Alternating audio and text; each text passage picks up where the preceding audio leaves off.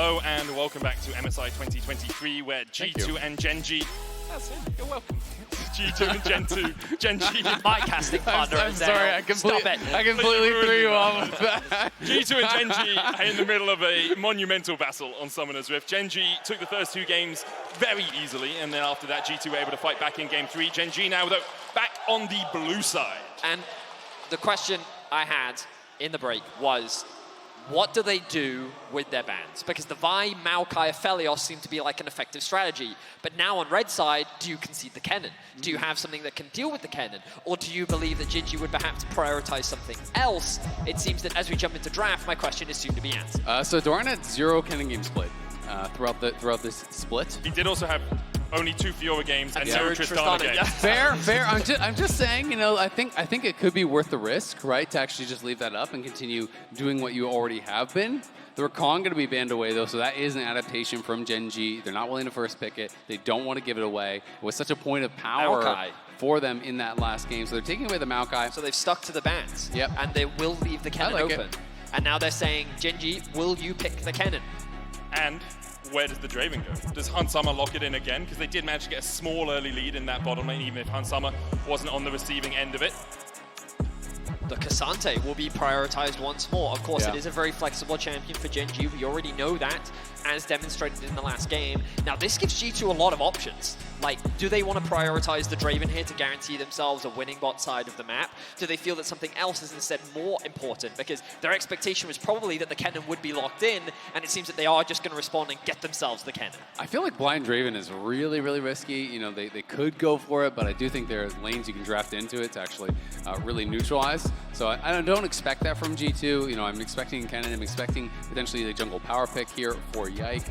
You know what, they might do Zeri. Just take that away from Pays, remove as many options for him. Instead, they're going to prioritize the Poppy. You expect this to be jungle. Yike says that, you know what, I already had a great game on it. What can you now do, Peter? Even if you go for something like a Wukong, which is something that he played a lot during playoffs, the Poppy still does very well into it.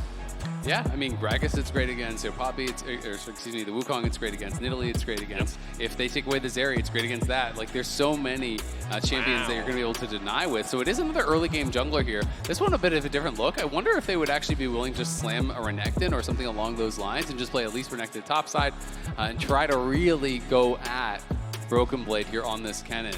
It is something that Peanut has played. Like, he's got 5 games on it, 80% win rate across the course of 2023. So he's very comfortable on the champ, and it looks like Gen.G will be going towards their AD carry next. The Jinx locked in, of course. Zeri's still available for G2 if they want it. They could go the Draven as well. There's no way that it's not a Draven into the Jinx. That is a matchup that Hansama is incredibly confident on. And now we'll be moving into the second phase. So now G2 can really pinch the support pool, which in game 2, when they struggled so much, it was because of how impactful Delight was on the Blitzcrank. I'm curious as to what they will now remove. I imagine Thresh and Tahm Kench are 2 priority picks you want to take away from Delight.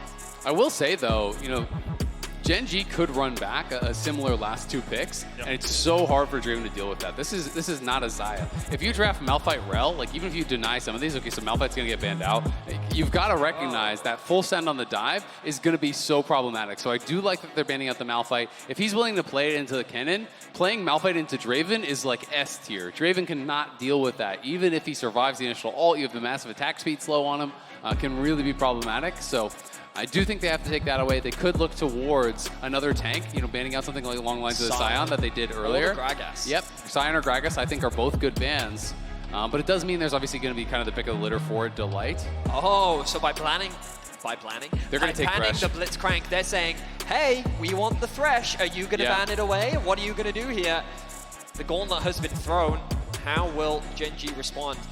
And the Thresh will now be banned. Okay, so huge credit to G2. I think that they've come in with a very clear game plan as the series has evolved. Do they go Leona would be really interesting to me, because that's one of the kind of the primary picks. Problem, right? It is definitely, but it would mean that you're very much on the back foot, right? Like you can go TK, but if you're playing TK Jinx into Leona Draven, like you're sitting under your tower, right? Stacks for the Draven as exactly. well. The Tahm Kench, so it can be very tricky for Gen.G to play that matchup, but would give protection. Draven Soraka. A European special. It is a European special. controversial. We used to see this as an answer to Lucian Nami in Europe. And Soraka is such a strong laner. I feel like so many people really underestimate the laning power of it. They think only about the later stages where you're healing it up, but you can go a couple points Q early and really run lanes like this. And I think Soraka is heavily advantaged into a Lulu as far as that support matchup. As long as you're hitting the Qs, the shielding isn't really going to do that much for you. Soraka also makes a lot of sense in the context of Genji. Your options are Tahm Kench or Lulu.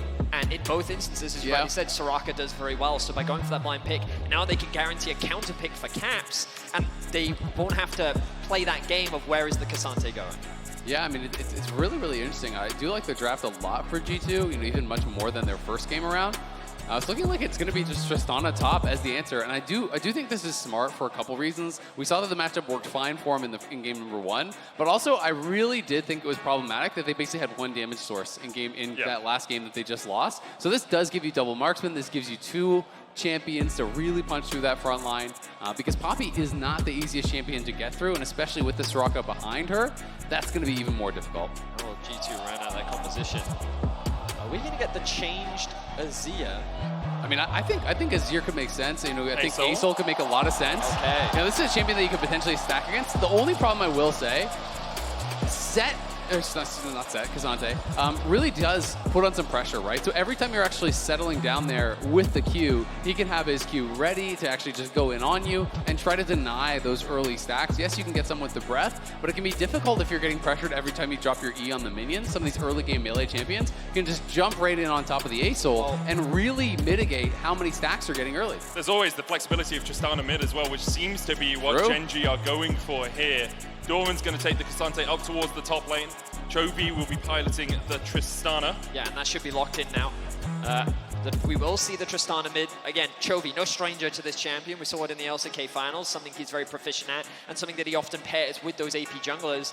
I will say that when you kind of look at the comp in its entirety, Genji's engage is not the strongest. While they do have some disengage tools with things like the Lulu and the Tristana, an overall pretty squishy comp outside of the Cassante acting as a front line.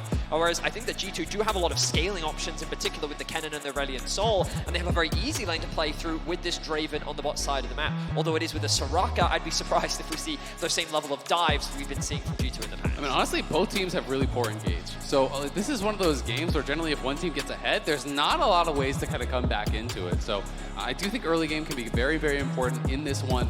We'll have to see how Caps can actually navigate this lane, because this one is very difficult. You drop the E on the minions, he just rocket jumps on your head and starts shaking those trades. Of course, later on in the game, you can just get to that point where, yeah, you can win out on the trades with just the E, but that is not the case for the first lot of levels here. We're jumping into game 4. After the first 2 games, it very much felt like that the series was done and dusted. G2 were able to crawl back in game 3 after what was, quite frankly, a couple of mistakes from Gen.G. They're going to reassess, reevaluate, they showcase their respect towards G2, and we'll see how things pan out here in game 4. Bit of fun fact trivia for Caps. When he initially debuted in the Challenger Series, Aurelion Sol, the old version, he secured a pentakill on it and is really what drew a lot of attention to many fans of the player before joining the LEC. So it's great to see him back on one of the original champions that he made a name for himself on. Absolutely. I'm still waiting for who he's Aurelion Sol support. I'm sure it's going to be coming out. In the finals. Yeah.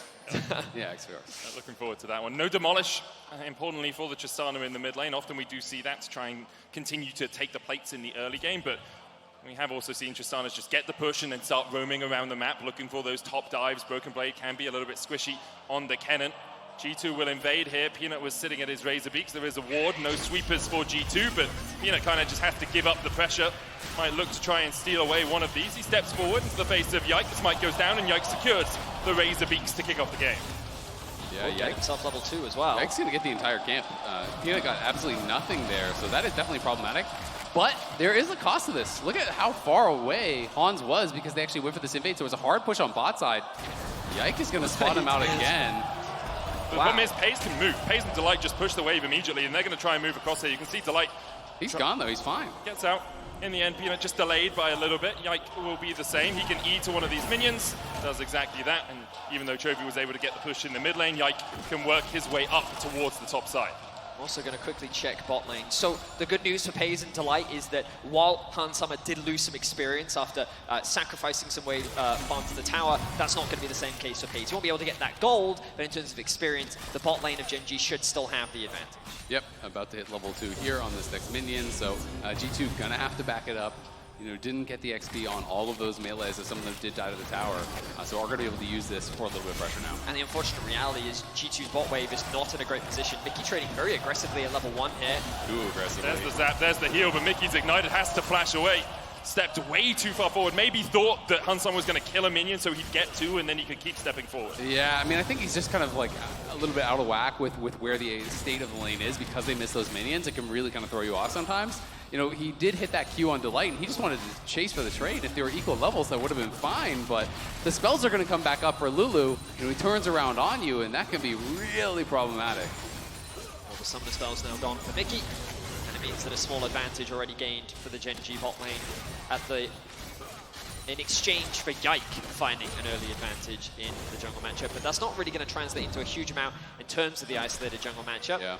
Level 3 secured for Yike, same for Peanut. We'll be a little bit behind in XP, but nothing too dramatic. But I will say, you know, if you can actually just track this Elise on the Poppy, it's so important for these kind of matchups. When you are playing a champion like Poppy, your job is just to mitigate what the Elise wants to do. So as long as you're just following around, if you both don't farm at all, that's great. Like, you are going to have value later on in the game. He is not. He's got to get things done. So Yike is just going to stay around here harassing. You can see that trade is rough for Caps, but you know, giving back pretty well on that trade is going to be at least able to get some stacks. And with Broken Blade having the push to the top side, Yike will have some support. Peanut tries to put some damage down, but Yike now has Smite and will secure the Scuttle Crab. Peanut works his way towards the mid lane. Singularity down from Caps to try and clear out some of this wave. Caps is quite low on mana and health, but does still have 2 biscuits in his inventory. And also has the TP, so he shouldn't be in too much danger. Chovy can push confidently knowing that his support jungle are in the bot side river, ready to cover him. He's not going to be too concerned about the Soraka, who's still only level 2. Mickey trying to get a bit of XP back in mid. Well, and importantly, Caps has actually just pretty much stayed even on farm. There's extra minions for him to farm as long as he can keep this up. You really heavily outscale that Tristana. You know, the early levels are often the most difficult times in dealing with the low mana pool that Asol does have. So we'll see, you know, when Caps wants to base, he has the TP, what sort of early buy he's going to be able to get. I was really worried for G2 there as Peanut, Delight, and Paze, along with Chovy, all had Prior, which made it very easy to contest this bot side of the jungle. Yike was in a bit of danger, but Hansama willing to sacrifice a bit of farm and say, you know what, I'll move up and actually go for this fight. Means that Genji will back away and no camps will be stolen. Yike still should be clear to clear out this bot side of the map. Genji, though, considering in game 1 when they played against the Draven, they were getting tower dived at level 2, I think that they're pretty happy with the state of bot lane right now. But Peanut's moving across once again. Has the vision in there. Broken Blade looking for the trade onto Doran. Does have that Q3. Peanut's going to try and step forward towards this blue buff. The smite down. Yike steals it away. Peanut about 4 health too early. Yike has been getting every one of those. He got the Scuttle, he got the Raptor, he gets the blue buff. So Peanut has really been neutralized in this early game. I love the level 1 plan. They go for that invade. Chovy trying to get aggressive, but I mean, let's be honest, it's double Cull stacking up here on the other side. He's got the Falling Star as well, that ultimate available to Caps. Doesn't have the upgraded version. Of course, you need 75 stacks to get that. Yeah, I mean, Chovy just honestly not having the greatest time in this lane thus far. You know, the farm's slightly in his favor, but there's more to pick up for Caps, and I just think you get outscaled so bad. Like, these matchups can really become rough later on against this Asol. The team fighting can be difficult as well, and he's going to be forced to flash here. Has the Buster Shot as well. Back, and there's the jump. Invests everything to get out, does so well. Had to flash the initial ultimate from the Aurelion Soul, because of course that stuns you if it hits. But he's got no TP now, and he's in this kind of awkward spot where he didn't go for a super aggressive like setup. He didn't go for Halo Blades. You know, he went for a Cull as his first base, and he's going to be not really getting much done.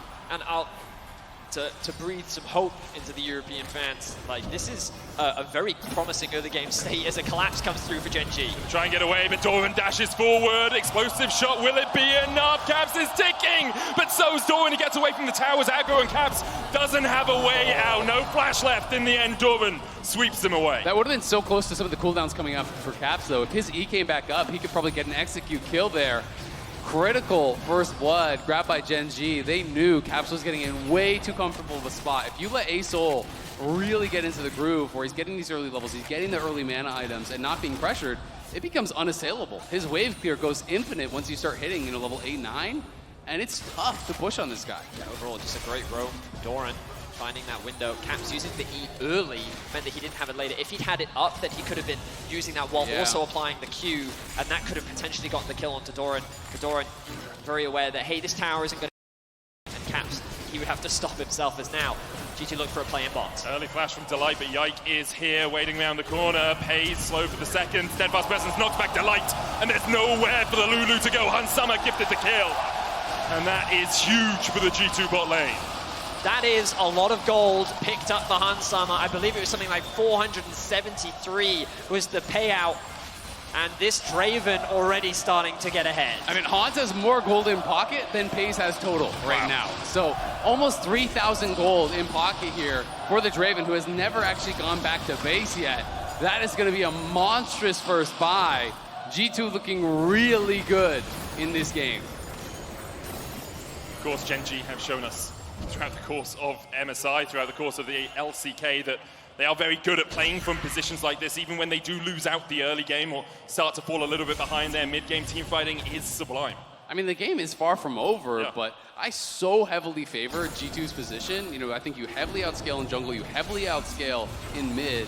Top lane, you know, it's more down to execution. Bot lane, yeah, there's a scaling advantage on the Lulu Draven side or Lulu Jinx side over this Draven, but Draven is so far ahead, has an early BT, that you almost don't really care. G2 have everything they need, I feel like, to try to snowball this game, and it's just going to be up to if they can really make it happen. Now, I am a little surprised that G2 didn't bring the Draven down to the Herald. With the Bloodthirst already completed, you would think this is the perfect opportunity to try and force a fight, but perhaps they're concerned around the strength of the Aurelion Soul and the Kennen at this point in the game and saying, you know what, we'll concede this early objective, we'll instead cross-map for the Dragon. We know that we have the push in bot side, and we should be able to secure this largely uncontested. This does, of course, give a window, though, for Gen.G to funnel some gold back into Pays, or maybe even unlock the mid-tower for Chovy. Delight has no sums. Pays has the flash and uses it to dash away from Yike as he came for the gank. The bot lane minions should help take that plate. It falls, Hansama gets the gold, and in the end, that's Pays summonerless, at least in terms of flashes, for the next couple of moments. Caps backs away here. Peanut waiting in the wings. Caps just eats the entire explosive shot and then stays underneath his turret. The risk of making that play is Peanut has been able to move from the Herald to this bot river, and he is undetected right now. Yike is suspicious, though. Steadfast Presence for the movement speed and should be able to get away. Peanut could flash Cocoon, but decides not to on this occasion. Yeah, has the early tier 2 boots, has that Steadfast Presence, could be able to get out of there no problem. And we're seeing, you know, even in these early stages, Caps is almost to the point where Chovy jumps in with the explosive shot on him. He just stands and presses Q, and you're kind of out damaging him. And when you hit that point, there's not really much you can do besides just kind of AFK push and then leave the lane, which is really a comfortable spot for Asol. So they're going to use this Herald, try to drop it mid, get some plate gold there on Chovy, and hopefully for them, be able to eventually take away this bastion of safety. But, you know, once you hit 9, there's no cooldown on the Q. It's really difficult to just full push and actually pressure Asol under the tower. Do you know how I was going to say, Azale, coming into this game, armor boots have a lot of value when playing against double AD carry and Ionian at least, but I see like the Ionian boots, 2 of them already picked up. I wonder if I'll actually see any armor boots come through from G2. Broken Blade, I thought he'd look for a bit of a trade there, but instead prioritizing clearing the wave. Does have a healthy CS advantage for the time being, but top lane is largely an island, as G2 will now begin the drag. 11 minutes in, gold basically even between these two teams, you know, 300-400, going kind of seesawing. But the first dragon secured as Doran dodges the shuriken in the bush. You can see Broken Blade doesn't know he's there. Peanut's on his way up. Doran look with the knockback. There's the all-out as well. Broken Blade pops the slicing maelstrom. Does still have the flash, but how are you going to escape from the Elise? Peanut still looking for him. Doran dashes forward, and in the end, Broken Blade holds his summoner. Yeah, nice little bait there from Doran. Sidesteps the shuriken. That was Broken Blade trying to check, okay, did he finish the recall? He thinks he did. He thinks he went back to base. So he uses the E, and as soon as you use that lightning rush on the minions, that's the go button. There's no way you're going to get out. So smart that he at least held on to the flash, because that is critical if G2 want to continue playing around these dragons and looking for fights. And Delight and Pays, great awareness from them. Knew that the cross map was coming. Don't fall prey to any gank from Yike, which means that they will be able to get away to safety, secure that entire wave as well. The good news for Broken Blade is he does have the TP, but a plate will be secured for Doran. As you rightly mentioned, unaware, sidesteps the Q there, as highlighted by our observers, which means that Broken Blade has some information, uses the E to try and clear the wave. Peanut shows up from the river, And Broken Blade doesn't bother committing the flash because he realizes, you know what, there's no point. I'm going to lose my life anyway. I'll do what damage I can. Hands the kill over to the jungler instead. Yep, uses the ult, clears out the wave. That means there's not going to be any plates off the back of that, so I do think it's worth expending the ult in that situation. Obviously also a much shorter cooldown than that of the flash. So we'll see. G2, in a really good spot. They are down slightly in gold, but in such a good position here already. Will Caps just go for like a Rylai's rush? I'm going to be interested. With that Giant's Belt, it does look like it. Yeah, I'm seeing a lot of Rylai's these days. On Asol, although the champion has become less popular, it is such a strong one-item spike. If you just go for this tier straight into Rylai's, you have way more early game power compared to if you're going tier Roa, Archangels, full scaling. So it's a little bit of a middle ground. Yes, your scaling isn't going to be quite as strong as if you do go for all those options. But this is going to allow him to fight on one item really effectively, actually. Now look at all this vision invested topside from Gen.G. Broken Blade really doesn't see anything. But it looks like they're not going to commit to the play. Oh no, hang on a second. Peanut is still hovering around the top side of the map. There is a wave stacking up, and Yike will be spotted, and this should be the dive from Gen.G. So Broken Blade has the Hextech rocket belt. He dashes in, the slicing maelstrom coming out as well as Doran tanking the turret. Peanut takes half his health. Meanwhile, Yike trying to catch up Chovy as he rotated up towards the top side. The dash back with the all out as Broken Blade now underneath the tower, knocked back with the Intoku strikes, but Doran's tanking it once again, and Broken Blade will get the 1v2. Now Peanut locked up by G2. Yike coming in, Caps here to join the party as well, and that spider can skittle no further. Stomped under the boot of Caps. Massive kills for G2 on the top side, and Gen.G, I hate to say it, but they're falling apart a little bit in this one. Such an overforce on that dive onto Broken Blade. Chovy getting pushed out of mid at the exact same time. Bot is all G2 as they have the infinite push here with this Bloodthirster Draven. There's nothing Paze and Delight can do to combat this except just try to farm under their tower. So G2 now are going to be in such a great spot, having pressure in multiple lanes across the map. Props to Broken Blade. Question marks surrounded his performance coming into this tournament, and holding on to that flash proved dividends in this exchange. It looked like the Gen.G were able to convert that into a kill topside, maybe start funneling more plates into Doran, but because he had that flash, he was able to create space, and then Doran, as you said, Azael, overcommits to the dive. Now Gen.G, while when you look at the gold, it's not that bad, right? Because the Gen.G have been fantastic at securing these early plates, and overall they keep the overall game state in a fairly neutral position, but it feels like the momentum, and as you rightly said, the comps are very quickly swinging in the favor of G2. This is not, Gen.G's comp is not as extreme as what G2 drafted in game one as far as like early game, because they do have that bot lane.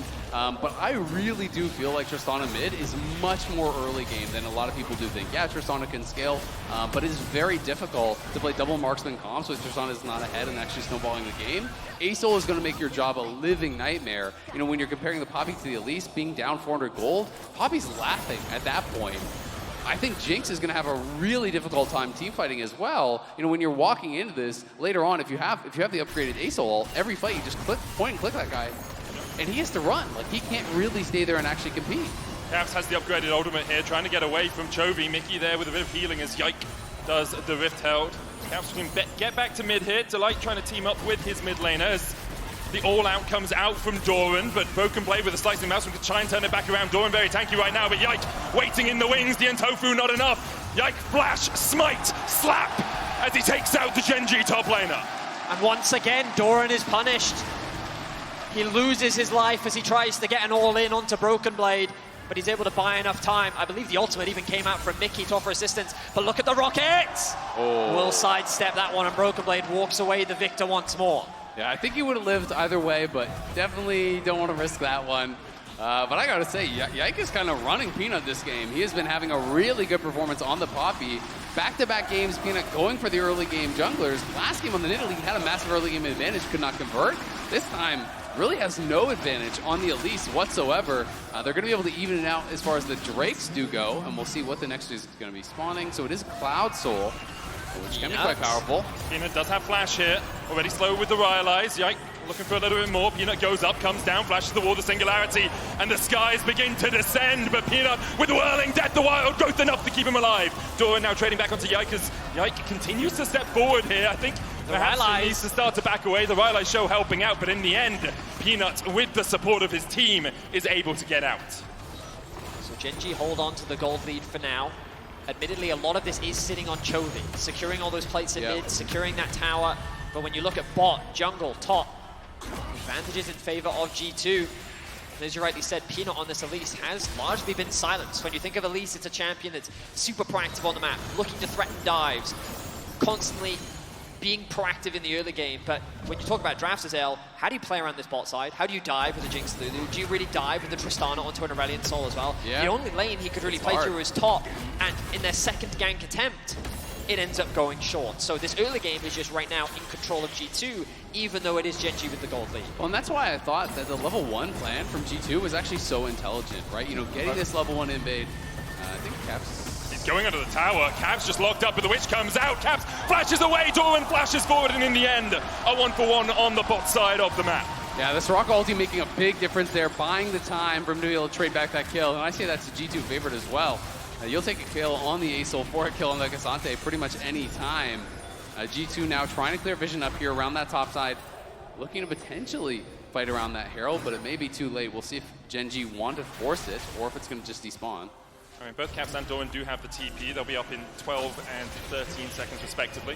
As you rightly said, Medic, but I think that G2 are going to concede this, and I think in the same way that Genji were willing to concede early Dragons in game 1, G2 is saying, you know what, Aurelion Sol isn't strong enough to fight yet. Kennen, while getting there, now has completed his second item. So after the Herald has been secured, I imagine that G2 is going to feel a lot more comfortable, but this is just an example of Doran showing his strength in the side lane. The Cassante, why it's such a strong pick. There's very little that a mage can do. You talked about the Soraka heal. Buying enough time for Caps to flash away at the last second, which means that Doran had to commit his flash to get the kill. If he hadn't committed the flash, there's a chance that the Rylai slow would have actually been enough to lock him underneath the tower, and Caps secures a trade back kill. And of course, getting the flash out of Cassante like that protects Hansama in the next fight you have, because you know he can't just flash all out Hansama across the wall. Instead, he has to walk through the Rylai's, the zone control from the Aurelion Sol. Absolutely, and Gen.G have got to be certain when they take the next fight that it's a winning one, because if you take a fight and give 400 stacks cash in there to the Draven, he is going to be absolutely out of control, and the Jinx will have such a difficult time coming back from that to have that effectiveness in the game. So Gen.G have got to make sure when they go for Hans, they do not miss. Chovy, though, is strong. 2 items fully completed. He is by far and away the leading gold earner for Gen.G, and he needs to be the primary carry. Sitting in the side lane right now, of course, has the TP. Looking to push in another wave. Dragon spawned at about a minute 40. Baron is now on the cards. I don't expect either team to rush an early Baron. But in terms of river control, once again, heavily in favor of Gen.G. Yep, absolutely. And while Chovy is very strong, Hans goes back to base. He hasn't matched in itemization. He's not going for the Gale Force, which honestly I didn't feel like it really did anything in that previous game. You know, he is going for more standard. It is going to be the Kraken Slayer, BT, and he's going to be doing a lot of damage, and it will help him to punch through even people like Doran, who is going to be very, very tanky on that Cassante. For the moment, 20 minutes in, about 1,000 gold between the two teams, a Dragon apiece as well. And we can look at compositions and say G2 favor, but we've seen Genji in this sort of position be able to close out a game. Their team fighting is impeccable, and it seems like G2 want to perhaps look for one of those team fights. They're setting up vision around the top side right now, Dragon up in 47 seconds. I mean, just huge props as well to G2 after what was a stomp in game 1 and game 2, 20 minutes in game 4, pretty much dead even with their opposition. Yep. They've found their confidence and momentum throughout this series. And this game could swing either way. You talked about comps, as you said, you still have to show that respect though to Genji. Chovy and Pays have not been shut down. They're still in a very comfortable spot. Their farm is very good. Their itemization is coming along very nicely. And Genji still have a very clear win condition, even if Peanut is going to struggle to have an impact the later this game goes. Absolutely. I mean, by no means is the game over, but 10 out of 10 times, I'd rather be playing this red side draft at this point in the game. If you can just sit down with what they have earned here, we'll see if Chovy can really make things happen. If Tristana gets that perfect fight, you can find the resets, you can really take over. But I do think it's going to be so difficult for Pays. You just drop the Asol upgraded ultimate on Pays every single fight. He's got to pretty much retreat straight up. And you can have Broken Blade looking for the flanks. You have the ulti from Hans as well that can come across on that. So there's actually a lot of backline access there that can be really tough for him to deal with. Seems like G2 want to just keep scaling. They've given up any prio around this Dragon. The Rift Herald was used as well. Doran TPs into the mid lane. That tier 1 has already fallen, so this is a Rift Herald push for the tier 2. Doran dashing forward as well with the Pathmaker. They really want to make sure that this charge comes in. Well, and you can see there was no vision for G2 on that bottom side, and they have got to take a really good fight, because while it is they're going to look. Comes up, they look for Paze to cleanse away. The Falling Star comes out as well, and Paze is stunned, but he's able to escape. The Whirling Death finds its mark, and now Chovy has to dash. Broken Blade flashes forward with the Slicing Maelstrom. Doran trying to do what he can as well with the All Out. Broken Blade is low. Hans Summer trying to open up on Peanut down towards the bottom side of the fight, but the Entopia strikes on Caps will lock him up, and Chovy continues to dish out the DPS. G2, a man down right now, push forward, but they can't find anything more. What looked like a good fight initially for G2 ends in disaster as they heavily overcommit to the play. Chovy does a great job of creating space between him and G2 as Broken Blade invested so much to try and lock him down that G2 then ended up splitting apart. The idea was very promising. The initial execution was good, but Genji walk away the victors. Yeah, they do get those extra kills, but as far as gold goes, that was a 1K cash-in, I want to say. So the gold is going to be pretty much even from that, and you get so much on the Draven. He's sitting on nearly 3,200 gold. So Hansam is on 3 items. Yeah, Hansam is 2K ahead of Paze now, just because of that shutdown. Before that fight, they were basically even. I think it was about 300 gold between them. But Chovy is 2K ahead of Caps as well. Yep. But, you know, we can see the 2 items are done. And Yike, a really nice initial play here. Rejects 2, flashes in, gets the stun onto Pace immediately as that is off screen. We can see the cleanse comes down. The Gale Force is having to be used to just try to retreat. But then the ultimate from Hans coming across. This is that backline access that I'm talking about. You don't need to auto-attack this guy, especially when you have that many stacks on the Draven. It allows you to execute from such high health. And this is the point at which the overcommitment comes through from G2. A good exhaust onto Hans Summer as well, as Broken Blade commits the flash, commits the ultimate. A really good ulti as well came out from Chovy to just create that space between Broken Blade and the immediate man behind him. So done. Credit to Gen.G. They show how lethal they can still be in these fights. The gold's still very close, but as you rightly said, Infinity Edge completed. You look at the total gold. Hans Summer leads, Chovy right behind.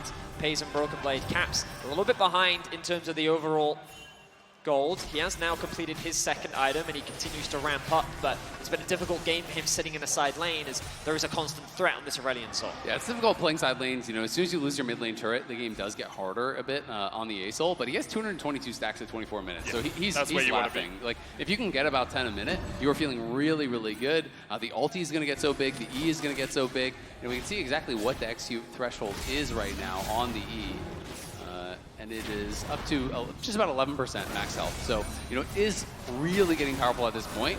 And Gen.G are spending a lot of time playing around this Baron area. It feels like they want to try to threaten. They don't want Caps to just kind of have free time in this side lane to be able to continue stacking it up. So Chovy's trying to put on pressure, trying to use the fact that he has this BT to take a trade, even if it's disadvantageous, heal up to full. Caps doesn't have that same luxury, and just keep that push going 24/7.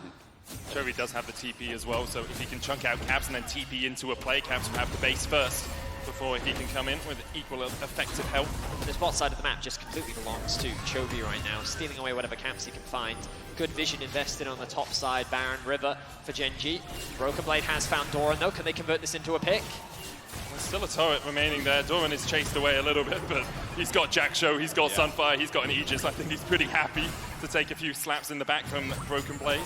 But, you know, they push it back, and they are able to push up this tower here. They were potentially going to look to threaten it, but Gen.G is moving over in the river, so G2 just going to take this opportunity to try to clear out vision. They don't see Chovy on the map right now. If Chovy shows bot, potentially G2 can look for a more aggressive play up on top side to try to force the TP response or something along those lines. And they're just going to start the Baron, so they at least want to get the TP out. They are going to get the immediate TP from Chovy. It's already down to 7,000 HP. Look at Broken Blade. He's coming round, trying to get behind Gen.G. Yike in the pit, 4,000 on it. Broken Blade gets stunned into the wall, all out, pulls him across as well. The Caps is solo. Broken Blade pops the slicing mass and the whisk coming out as well. Broken Blade trying to fight Stolen down towards the bottom side, but the knockback onto Pina actually delivers him to Broken Blade. The super mega death rocket finds its mark, and now Mickey and Caps have to try and escape to the flash into the wall by Caps. He still gets a shutdown. The skies descend, and Pina, Paze, and Delight try to do what they can. They get to the blast cone. Chovy opens up that shield so big. Paze takes another, starts to get excited, and Gen.G start to get excited too. A shutdown in the top lane. Only Caps and Yike are left standing, and Gen.G are having none of that. It's an ace for Gen.G and a Baron to boot. It's a team that you cannot afford to underestimate, and they sniffed out the flank from Broken Blade. After shutting it down, they tore G2 apart, and all of a sudden, Gen.G are in full control of Game 4. What a team fight from Gen.G. G2 was in such a good spot, had really good angles set up, but not only does Broken Blade get actually marked on that flank, the entrance to the fight from Caps was so problematic. You know, he used that fly, but he was actually too close to Chovy, so Chovy was hitting him, and he was in range of the Baron as well. So Caps lost about 80% of his health on the entrance to that fight. You know, it was supposed to be two members from G2 coming from opposite sides, Broken Blade going in, the ulti from Asol dropped at the same time, and Hans then following up and cleaning up. But when that entrance to the fight goes so wrong, everything got very, very difficult. And look at the top of your screen. Look at Chovy hitting Caps there. 80-90% of his health lost. The Wish has to be expended immediately. And then the ulti there, sure, it knocks Peanut away, but it's Broken Blade who's actually sectioned out. Yeah, it's the heal also comes through from Mickey to try and get Broken Blade to safety. They really didn't want him to expend his flash. And then Caps also failing his flash, but I think he would have died even earlier if he'd committed it. And then Chovy again sees the low health Mickey, is able to get that execute, and after getting that initial kill, it's just a cleanup for Gen.G.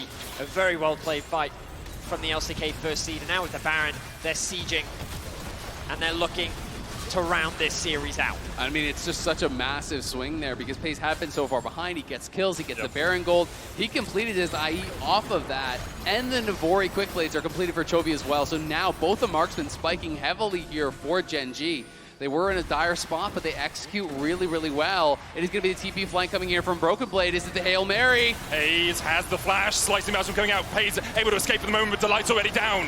Hayes can open up onto Broken Blade as they turn the fight around. The Wish coming out. Doran low, the Singularity's being used. Yike keeps Doran in the midst. Chovy absolutely destroys G2. They step too far forward, and Chovy stomped them into the ground. The idea was good from G2, but Gen.G are just better. Pays walks away with a triple kill, Chovy with the immaculate flank, and Gen.G are looking to solidify themselves as the victors in this series. And looking to make a date with Destiny, perhaps a rematch versus T1 in the second phase. Gen.G, there was moments of doubt in the middle, but they defied and they claimed the victory.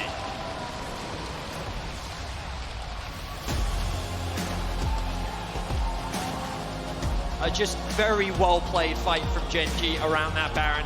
It was so close, and we talked so much about how Chovy needed to be the man that stepped up, but really it was the team recognizing in that window what G2 were trying to do with the cannon flank. They immediately shut it down. The initial damage that Chovy was able to do onto Caps, and it really did feel like that throughout the early game, Caps didn't get to have the impact of the Turelian Soul that he wanted to. I mean, it's a strong opening series here from Gen.G. Games 1 and 2, absolute dominance. You know, Game 3 showing some holes. Game 4, very competitive. You know, G2 definitely ramped into this series, and I think, yes, they will be disappointed that they did lose, but they are still going to be in the lower bracket. They are still going to have that potential to make that run. A lot of learnings to take away from this, and some confidence, I think, to be taken away from this as well, that, hey, we can go toe-to-toe. We can take games like Game 3, and we can get ourselves into a winning position, I believe, that they had in Game 4.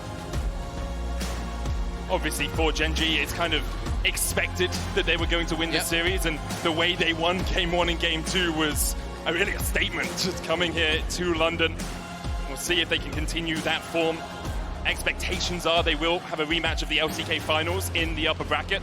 T1 have to play Mad tomorrow. Of course, maybe we'll see an upset, but I think it's likely the LCK finals will be replayed. Well, I'm at the very least glad that G2 were able to showcase something in the latter half of this series. I was very concerned that it was going to be a 3-0 stomp and that G2 would walk away, well, feeling dejected, showing not really the true capabilities of what they could do. But I think that my biggest concern coming into this series was the mid lane matchup, and I really think that the mid lane matchup delivered as I expected, with Chovy just really having an incredible performance. Outside of that Game 3, he was incredibly consistent. Pays and Delight dominating in Game 2 is definitely not what I expected to happen, but it was a pleasure to see them perform at the level that they did. And not once, but twice did they shut down Hansama's legendary Draven that domestically was a terror. They were able to handle very clean. Absolutely. I mean, Chovy is just such a beast in the lane, but he really has leveled up his game, over this year and over the last couple of years, really, where he is putting more time into actually trying to affect side lanes, trying to be more active, not just playing for the farm, but playing for the team as well. And in all 4 games in mid lane, he always had the push. Even in game 3, yes, there were things that went wrong. He did make mistakes, but he was able to put that pressure on Caps.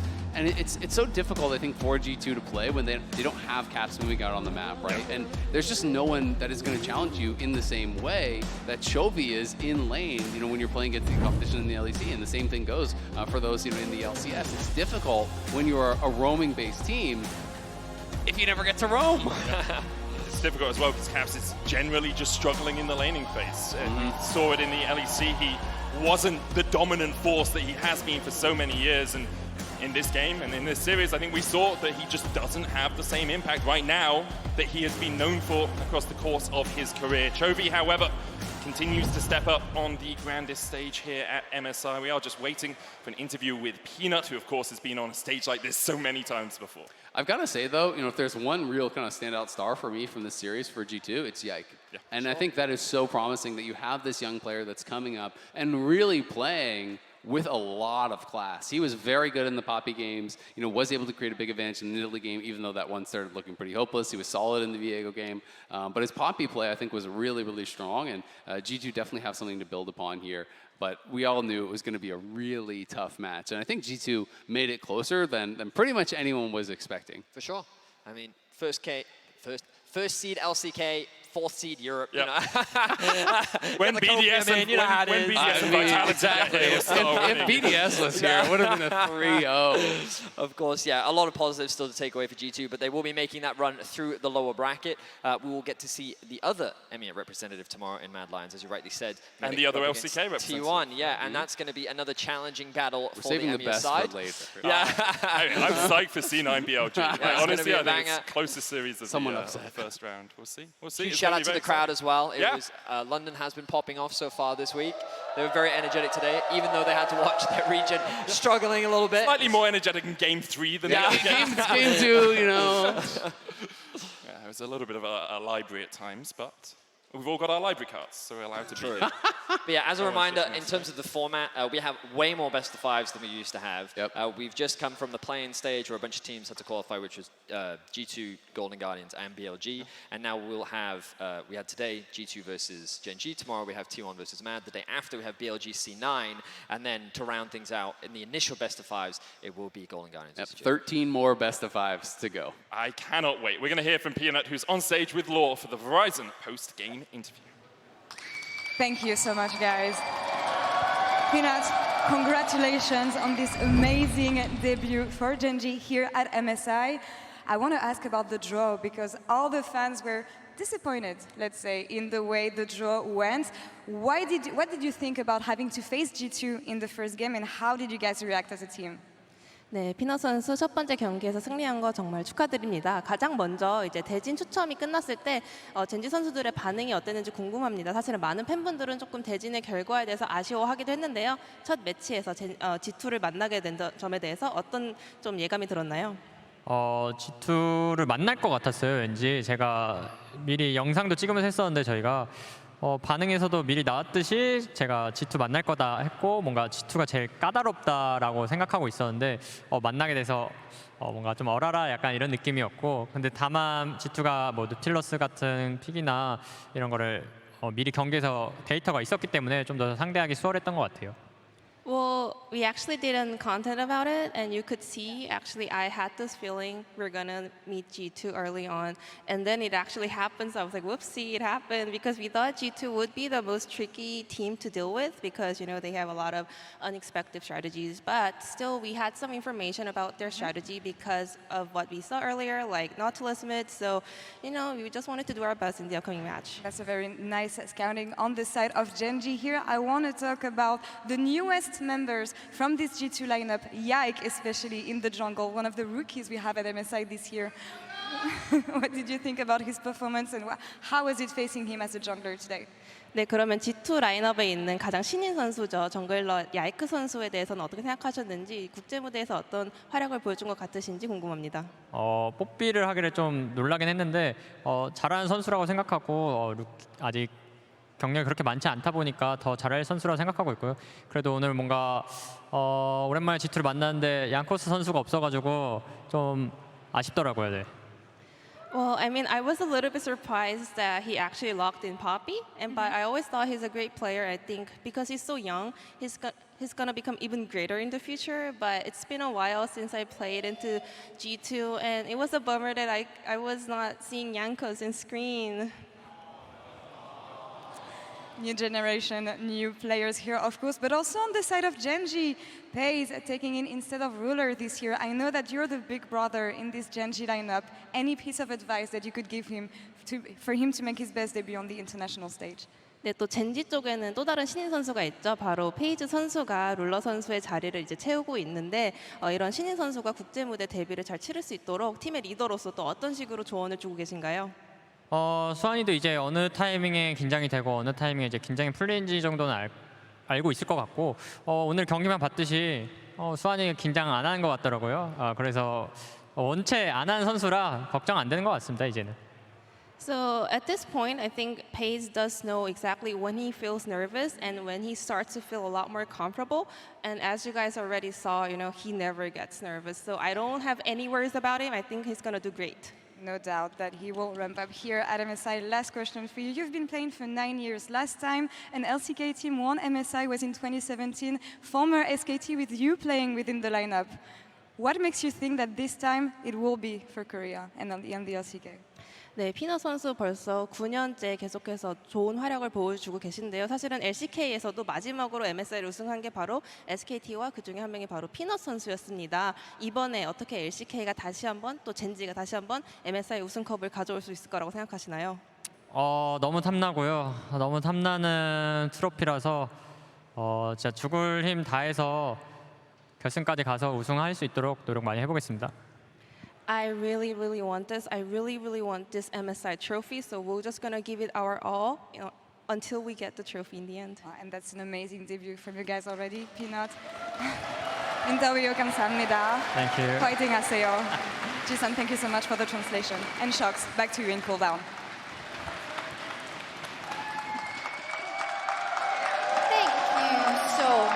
Laura and Jisun and Peanut, what a wonderful interview and a wonderful victory from Gen.G as we go into MSI cooldown. After Gen.G, they take the first win of the bracket stage over G2, 3-1, all things said and done. So let's recap Game 4 as we get into it.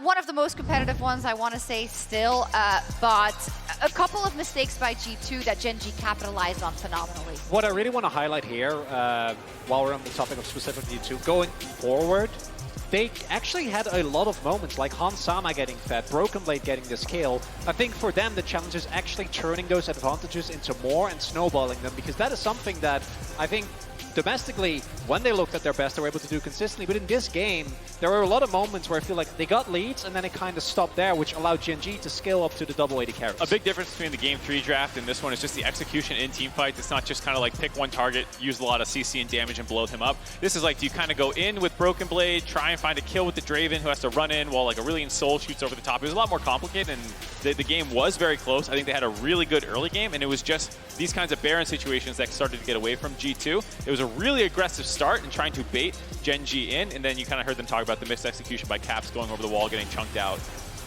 Is this a situation in which for G2 you're coming into the series, you're getting put on the back foot, you have a certain idea of what you want to do, and you're figuring it out before our eyes, but it's never going to be good enough to beat a team like Gen.G in this best of 5? Yeah, that's kind of the problem, is that if you get those leads but they don't snowball, they don't become more, and you allow Gen.G to get to the team fighting stage, exactly what they were able to avoid in the previous game, right, where Gen.G, it was just one player by one player by one player getting taken down. They didn't really ever get to the point where they lost full control of the map, and once it gets to team fights, I think Gen.G is really hard to match. Yeah, it was an uphill battle the whole way, but I did like seeing the adaptation to the Poppy off the carry junglers, just support, because it felt like pretty one-dimensional, to be honest, when it was like, Yike plays carries, Cap supports him, and that's all we do. So I did like seeing that going forward through the losers bracket for G2, having more options that they can turn to. I mean, Yike was definitely a highlight in a losing situation, but a lot of highlights on the side of Gen.G, and particularly our 1+ player of the series in Pays. And He has so much expectation on his shoulders, so much promise, and so much excitement around his character coming into this MSI. And in Game 2, he showed us why. It was an incredible game for a player of his inexperience, right? And the more I see of him, the more I'm like, I think we should stop talking about it, because in finals he showed that the inexperience didn't matter. Yeah. And in this series, I think he did as well. Even in the game number 1, where Hansama got a lead on him, he was able to bounce back. In game number 3, I think it was a matchup thing. Didn't play amazingly, had a couple of rough team fights, but the consistency of him specifically, I think is something that we also saw in finals. I think it's the one reason why he got finals MVP when they won against T1. It was a very hard decision for us to make. We debated Chovy because he had some great games. This one not included. He had that Cassante game, which kind of took him out of the running. Doran was pretty consistent. But then, yeah, so all of them had different moments where different members had to step up. I think Pays had the highest peak of anyone in this series, especially with that game 2. I think it's fair. And as you say it, the consistency throughout the series, you know, it died the least also. And some of them were just like, oh, you know, we're not going to take this as seriously. He was like, no, we're going to win. And they did. And if Chovy didn't have that Cassante game, because Tristana, I think, was actually also great. Might have been him, but that Cassante game was... I haven't seen Chovy really get punished. It's good, he got it out of his system. I was going to say, isn't it a good thing to see that he's playing looser and not like stiff? You know, you want to see Chovy into a little bit. I don't think that's true. I'd rather see I think it's just true. win. I'd like that more, personally. Yes, Mark. You know, it'd be nice. But they didn't. And as a result, Pays, I think, really showing up here in his first international best of. Yes, and Gen.G move on to the next stage in our... Not the next stage, sorry. It's long, okay? We're getting used to it. Let's pull up the bracket so you can all see it. They're moving on to their next match. They will be playing the winner of either T1 or the Mad Lions. And, of course, the loser of that matchup will play G2. Well, hey, you guys didn't get that matchup. Which matchup? No, in finals. It's not a, That's true. It's not a finals matchup. It was the loser bracket side. It was the finals in winter, if I'm not mistaken. Yes, so it is something that EU fans might have seen a couple times. So everyone, I think, is praying for a Mad Lions win to get things shaken up a little bit. I won't say that. Every single person in existence wants Mad Lions to win, including Chronicler. No, I know it's your last day. I want to be nice, but I will not. I'm going out in a blaze of glory, just making stuff up. Chronicler hates T1, wants Mad Lions to win. Well, we can preview that series in just a second, but I do believe that we have someone from G2 standing by. They're not out yet. They can bounce back. And to hear about that, Laura is standing by with Dylan Falco in the Verizon postgame interview. And we're back for another interview here at MSI 2023. I have Dylan Falco with me to talk about the unfortunate events from G2 today. Thank you so much for taking the time to talk to us. First reactions on this series. It was really close from an audience perspective, but how was it as a coach? Game 3 leading to Game 4 and didn't quite making it in the end. A bit of a heartbreaker. I think that we came in today actually thinking we had a decent shot of winning. We think we are quite a strong team. We've been doing very well in scrims here. And I think there was at least a couple of these games that were very, very close and came down to like really pivotal objective fights that we misplayed. So it hurts a bit, right, to lose. Yeah. But at the same time, I've seen a lot now, last weeks of us playing against the Asian teams, for example, and I'm excited that there's a loser's bracket, let's just say. Yeah, I mean, we know G2 in the loser bracket. Hopefully it will go well for you guys. I want to talk about the preparation because coming into today, Romain, your manager, was telling me that it was actually hard prepping for Genji in the sense that the data you had was not outdated, but quite old. And the preparation against them was a bit hard. Can you explain this maybe or elaborate on that? Yeah, like for example, we had to play official matches in the past weeks, right? So we played a lot of our combos, a lot of our fancy picks, and all this flex and stuff like this, whereas they have not played since the finals. I don't think they threw any huge curveballs, so it wasn't like we were like caught off guard by what they picked today. But there were some question marks about their priorities on certain champs that kind of rose throughout the plans. What is your analysis as a coach as what it came down to today? Because Game 3, really good. Picking up on the opponent's mistake is not an easy task, even if they were throwing a bit at some point. You have to be able to catch the ball. What did it come down to in Game 4? So I think that they were able to put a lot of games together where they had a lot of just pressure in the lanes. There are games where we're up in kills, but we're down in towers. I think part of that is because they're such good laners, right? They're famous for this, Genji.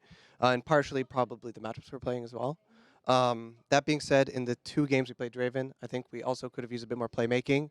So once we did have the Fed Draven in these games, that we could force a bit harder and make a bit more happen in the game. I think these are the 2 things that I'm looking to for our losers bracket run. But I think overall these games were close, and even with the drafts in play we had, like, there were chances for sure. Good sign for the LEC here, I expect. You didn't have the best run in the LEC playoffs, especially. How was it having to bounce back, get back on track? I'm talking about Caps here also, who I know needs to get the motivation necessary to perform at international events. So tell me about the prep you guys have been doing backstage to come ready today at MSI. We have like a lot of people giving great energy backstage. I think BB gave like a really great motivational speech to the team today. Shout out to BB on that one.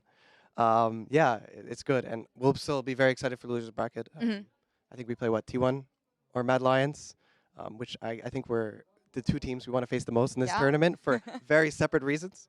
So it should be fun. T1 Mad Lions, quick hit on how it's going to go tomorrow. I think T1 will win that series. Yeah. All right. Well, I hope another day maybe for the LEC Dylan. Thank you so much for the interview. And Shocks, back to you.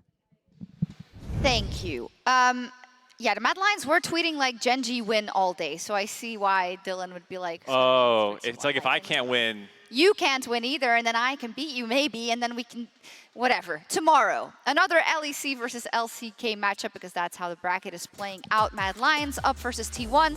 Now, today it was 4th seed versus 1st. Tomorrow it's 1st versus 2nd. Is it gonna make a difference? I love, just as a tangent, Europe being like, it's our 4th seed, guys. It's definitely not our 2nd. Let's be clear. We're like dunking our own format for that. Not only that, but when it comes to 4th seed flexes, you're not going to beat the LCK after last year. That's true. That's true. I do think that what T1 has shown in their most recent series and finals and what they've shown for the entirety of the LCK split is very, very different. And that is going to be one of my biggest question marks going in tomorrow, because if it's regular season T1, I think the match will be more one-sided than today. Because when T1 is truly on their game, like, all bets are off. One of the most dominant teams for sure, just in terms of how aggressively they can play through every single lane. Their shot calling is more aggressive than a lot of teams in the world. I like Barons. Yeah, they really like Barons. So yeah, I think the question is just, is it going to be playoffs T1 or regular season T1? But they'll be good tomorrow. And you're leaving, so hot takes, please. Drop us some Mark Z takes. Mad Lions 3-0 easy. Mercedes, actually, but what? Mad Lions 3-0 easy. Is that your hot take? Yeah, you did that today and they lost. So I was close to being right. 3-1. It was the wrong way. Kind of. Everybody say bye, Mark. Bye, Mark. We're gonna miss you. And we'll be back tomorrow with the Mad Lions facing off against T1. See you then. I'm out. Howdy. He's leaving. Yeah, it's really interesting. You know, Thresh, another option here that they're going to have to watch out for. Draven! Oh, he's gone through! Draven! Summons Draven! He's back towards the bot lane. He's going to get caught up with the cuts of blows, and Hunsummer will get this one. G2 starting to snowball through this bot lane. This is getting pretty risky because he has no cleanse. The tree's going down. Caps flashes, Chovy flashes. And take a pew, Caps, because Church is in session. He hasn't got the stacks to get through that Eclipse. Oh! The spear finds its mark. Oh, hit the spear! And in the end, it's already a double for Peanut. He ceases and desists. Look, lands. Flame Choppers goes down as well. Delight should be able to walk around this one, but they're just trying to turn the damage back onto Mickey. The Ignite ticking on Mickey, and he'll fall first. Pace takes him. Peanut likely to retreat here. There is 6 on Broken Blade. Will he look for the flash? Right, hook on Pace as well, down towards the bottom side. Flashing forward, he has red and white, and he wants to fight. Another hook brings them back. Haze and Delight are putting on a show. Hook goes wide up towards the top side as well, but yikes, the Moonlight Vigil down for Haze! Caps looking for the Timbers. Delight finds the hook once again. And how delicious it is for Gen.G to clean up G2. Can't really escape, knocked into the wall. Steadfast Presence goes down. They look to burst in first blood. G2. Guys, good top. I can just... good job. It's sold in, okay? Oh my god, it's sold in. Oh my god, it's smurfing. Let's go. Towers aggro and Caps doesn't have a way out. No flash left in the end, Jordan. Trying to do what they can to get to the blast cone. Chovy opens up that shield. So big, Pace takes another. Starts to get excited. And Gen.G starts to get excited too. A shutdown in the top lane. Only Caps and Yike are left standing. And Gen.G are having none of that. looking to make a date with Destiny, perhaps a rematch versus T1 in the second phase. Genji, there was moments of doubt in the middle, but they defied and they claimed the victory.